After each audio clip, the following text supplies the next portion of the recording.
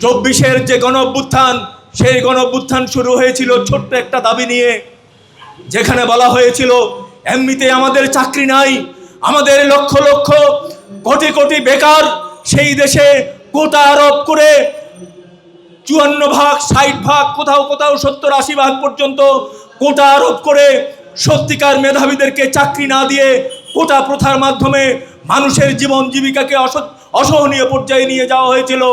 তখন ছাত্র সমাজ দাবি করেছিল যে কোটা প্রথার সংশোধন প্রয়োজন। Lily ultra soft serum gel, যা গভীর থেকে স্কিনে দেয় 3 গুণ সিরাম হাইড্রেশন। সিরাম জেল হাইড্রেশনে ব্রাইট থাকো সব সিজনে। যেখানে যেখানে খুব বেশি প্রয়োজন সেখানে রাখেন, কিন্তু এরকম ঢালাওভাবে কোটা দিয়ে মেধাবীদেরকে অবজ্ঞা করবেন না। তখন সেই তরুণদেরকে, মেধাবীদেরকে রাজাকারের নাতিপুতি আখ্যা দিয়ে তাদেরকে হত্যাযোগ্য করেছিল শেখ হাসিনার সরকার। উদীচী শিল্পী গোষ্ঠী ঠিক এই চত্বরেই শেখ হাসিনার সেই হত্যাকাণ্ডের বিরুদ্ধে, ছাত্র হত্যার বিরুদ্ধে আমাদের শিল্পীদেরকে নিয়ে আমরা গান করেছিলাম।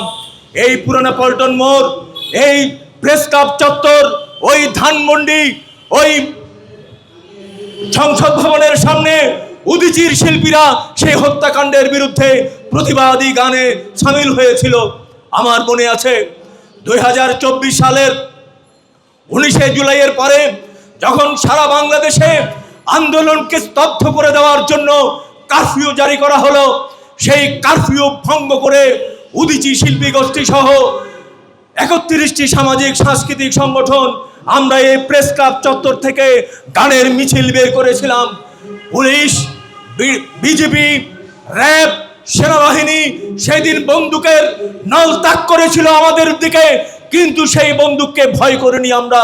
বন্দুকের বিরুদ্ধে কণ্ঠের গান নিয়ে সেই দিন শিল্পীরা, শত শত শিল্পী আমাদের সাথে সামিল হয়েছিল।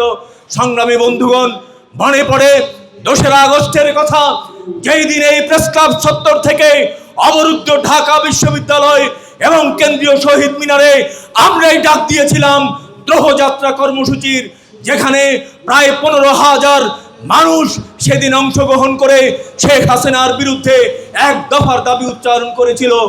অর্থাৎ জনগণ যখন আন্দোলনে থাকে, ছাত্ররা যখন গুলি খায়, রিকশাওয়ালাদেরকে যখন গুলি করে হত্যা করা হয়, যখন শ্রমিকের বুকে গুলি চলে, তখন শিল্পী সমাজ মনে করে, উদীচী মনে করে আমাদেরকে সেই বিপন্ন মানুষের পাশে দাঁড়াতে হবে, না হলে মানুষের কাছে, ইতিহাসের কাছে, সত্যেন সেনের কাছে আমরা অপরাধী হয়ে থাকবো।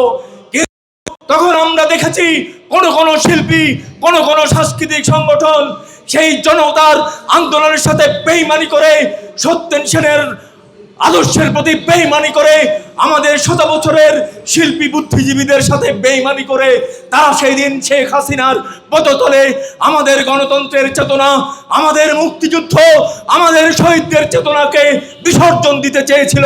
কিন্তু সেই দিন আমরা সেই বন্দুকের নলের বিরুদ্ধে বুক চিতিয়ে দাঁড়িয়েছিলাম যে না, যতদিন পর্যন্ত এই ফ্যাসিবাদী সরকারের পতন না হবে ততদিন পর্যন্ত উদীচীর কর্মীরা এবং বাংলাদেশের শিল্পী সমাজ, বাংলাদেশের লেখক এবং সংস্কৃতি কর্মীরা ঘরে ফিরে যাব না।